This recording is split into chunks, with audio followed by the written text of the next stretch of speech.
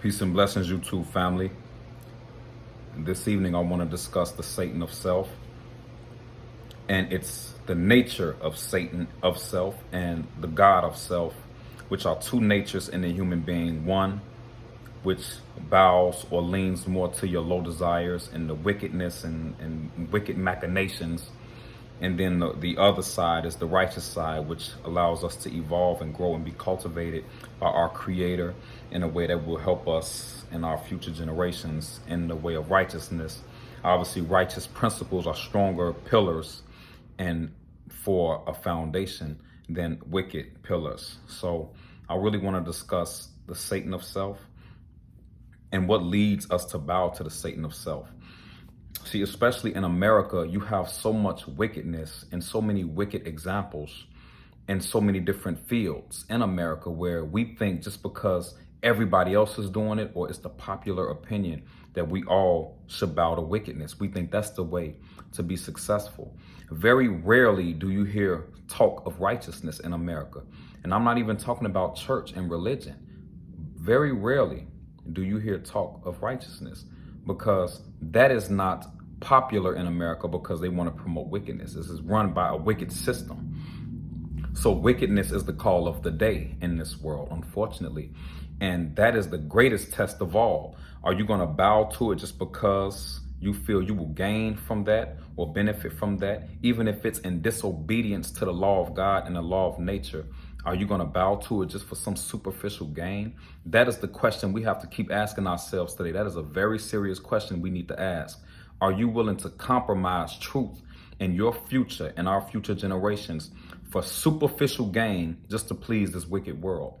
See, the Satan of self represents low desires, overindulgence in food, constantly eating, no control over your eating habits, no control over your sexual urge, sexual desires, no control over your ability to think and reason and tell the truth instead of lie, your ability to overcome cheating and stealing. All of those are low desires. What causes us to deviate and do those things and make those decisions is first your lack of knowledge, and also your frequency, your level of frequency. If you're on a low frequency from constant deviation and disconnect from the Creator, then you're more prone to lying, cheating, stealing, and fornicating and doing drugs and all of that, which all can be purified in time. Righteousness is like a medicine for our humanity, for our nature. Righteousness purifies the spirit. Righteousness purifies our bodies as well. The cells of the brain are structured on righteousness.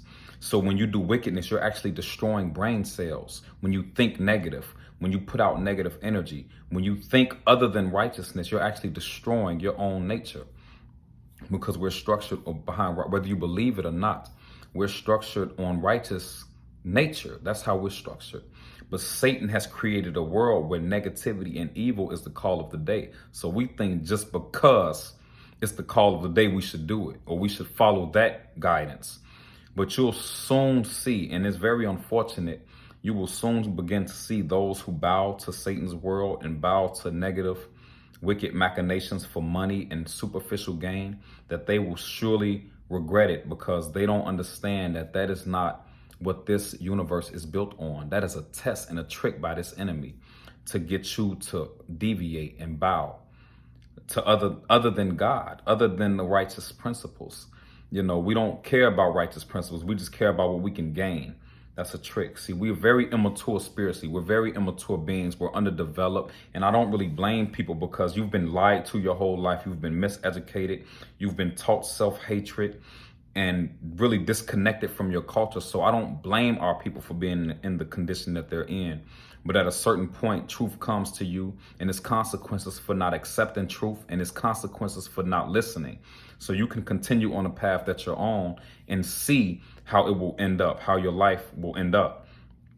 Because you want to, Satan of self is one thing, but then you have the God of self, which is the higher self, the higher elevated places spiritually, where you can manifest thoughts. You can tap into these powers that are unseen powers.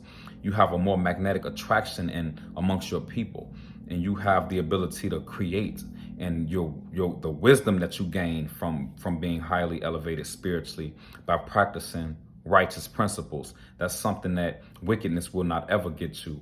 You see, and bowing to wickedness will only sentence you to death and further deprivation.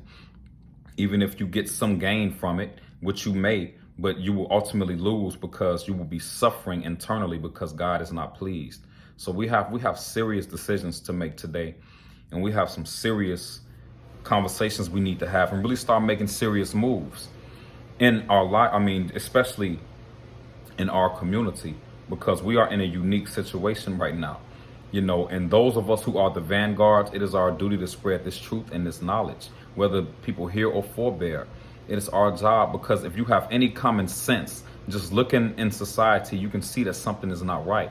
But it's on us to make the change. It's not going to happen spooky. We have to be those vessels and those bodies in society to bring about the change. But you have to be taught. You need the knowledge.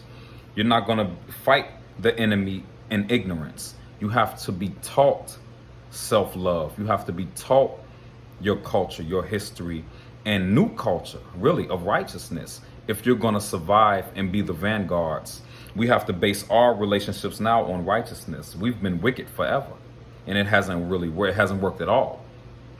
So now it's time for us to begin to live righteous and use that as our basis or our common denominator for unity. It don't have to be based around anything else. All of this material desires that we have will come. But first and foremost, we should base our lives and our relationships on righteous principles. That is more important than anything, because if we base our lives on righteous principles, I don't have to worry about you stealing from me, lying to me, or doing anything else of wickedness toward me, if we use righteousness as our common denominator. So that is what we need to look at today. And remember, we have a generation coming up behind us that we need to be examples for. So we think too much of ourselves and not as our people as a whole. And we need to stop thinking like that, because that is sentencing us further to death. And you don't justify your existence right now, because God is worthy to kill most of us. See, you don't justify your existence in your condition. Disbelief, wickedness, no control over your own nature and desires, and no productivity, irresponsible, and just that we are not reaching an atom's weight of our potential as human beings. You see, we don't do God no justice in our condition. Those of us who are coming up in greater knowledge and truth by God's grace and mercy, we are going to be the instruments and the glorification of God, because we are God's servants. So God can use us and empower us in this society. But that should be all of our role. Why are we so afraid of power? Why are we so disconnected from our nature? Why are we so full of self-hatred? But we want to talk about our ancestors, slave ancestors. They were stronger than us today. We are supposed to be so-called free, and we're worse off than our ancestors were. They were the builders. They were the engineers. They were the scientists, the inventors, as slaves. So how do we justify our existence, and how are we even worthy to bring them up when they were the builders in America at that time? So we really need to do some serious critical thinking in our condition, and as well as mastering the Satan of self and the low desires. Righteousness, truth, integrity will give you power. Not lying, not stealing, not fornicating. Ladies, I love y'all so much. Y'all are so beautiful. Y'all are so beautiful, queens. And you all are worthy to have the man of your dreams. A man that's going to provide you with beautiful children, that's going to be loyal to you and to be your husband. Ladies, y'all have to do better. We have to do better as men as well, to have greater self-respect and not use our bodies and these sick, low desires for attraction. We need to be more intelligent than that. We're playing right into our enemy's hands. I don't really think we understand how serious this war is. We're at war, but we don't believe that. They don't have to necessarily shoot us down, even though they'll do that too. But they're using other tactics in this war, more spiritual and mental mind control tactics through social media and television and all of that. It's all mind control to get your mind away from you into their hands. Why would you allow your enemy to control your mind? That is sad.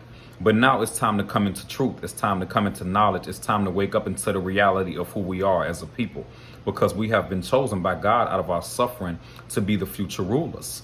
And the time is now, not 100 years from now, but you got to make that decision now to stop bullshitting and get your life together and stop playing around. That's the time we're living in right now.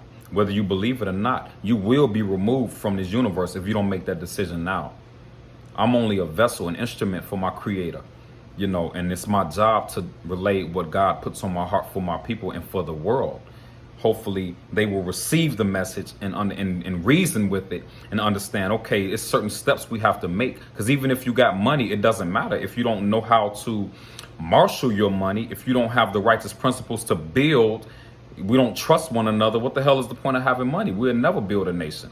We'll never protect our sovereignty if we don't base our relationships on righteous principles. Money don't mean a damn thing if we don't base our relationships on righteous principles.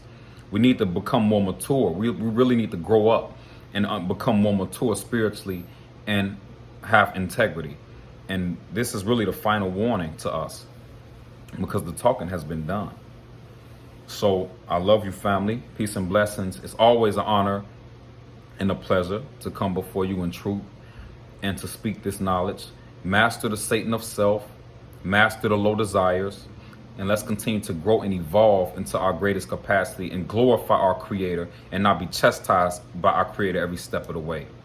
So thank you, and peace and blessings.